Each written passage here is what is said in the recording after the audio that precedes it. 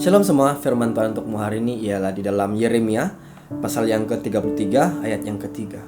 Berserulah kepadaku, maka aku akan menjawab engkau dan akan memberitahukan kepadamu hal-hal yang besar dan yang tidak terpahami, yakni hal-hal yang tidak kau ketahui.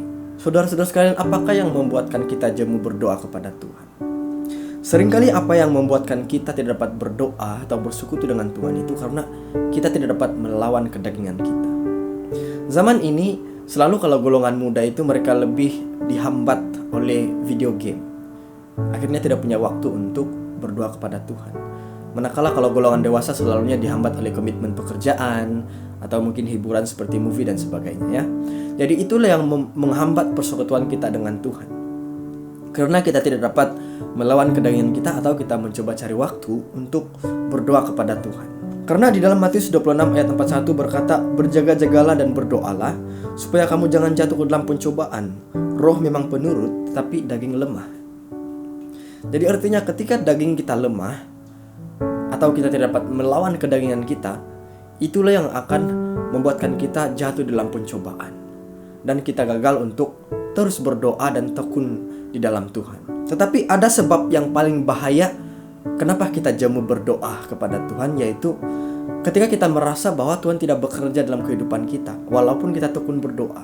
Dan itulah yang membuatkan kita tidak dapat berdoa kepada Tuhan, karena kita merasa tidak ada pekerjaan Tuhan walaupun kita berusaha untuk berdoa. Kita tidak sabar menanti rencana Tuhan dalam kehidupan kita. Jadi mari kita ingat balik kisah orang Israel ketika mereka dibawa keluar daripada Mesir. Tuhan menjanjikan mereka untuk menduduki satu tanah, yaitu tanah perjanjian. Dan Tuhan berjanji akan memberkati umat mereka. Tetapi Tuhan tidak memberikan mereka begitu saja.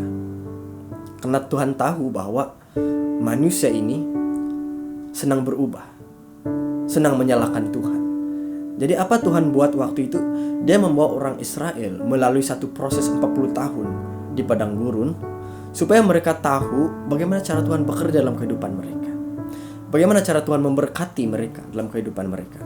Dan mereka mengenal Tuhan sesungguhnya di dalam proses 40 tahun itu berada di padang gurun, supaya mereka mengetahui setiap apa. Dalam firman Tuhan berkata, engkau akan melihat hal-hal yang besar dan yang tidak terpahami, yakni hal-hal yang engkau tidak ketahui. Supaya orang Israel melihat sesuatu yang mereka tidak pahami sebelumnya, dan mereka melihat sesuatu yang mereka belum pernah lihat sebelumnya.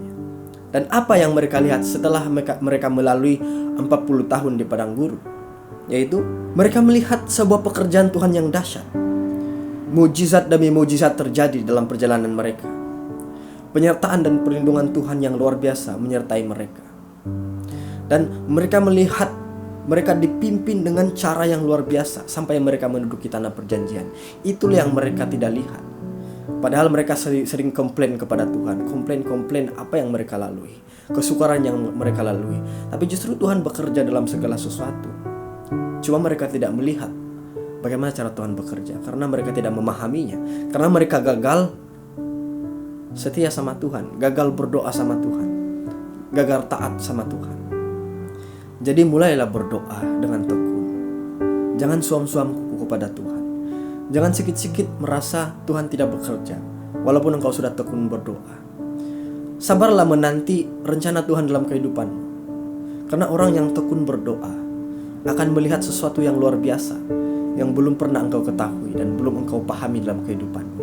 Kalau engkau mau melihat sesuatu yang belum engkau pahami dan belum engkau lihat, tekunlah dalam doa dan percaya Tuhan pasti akan memberikan apa yang engkau doakan. Amin.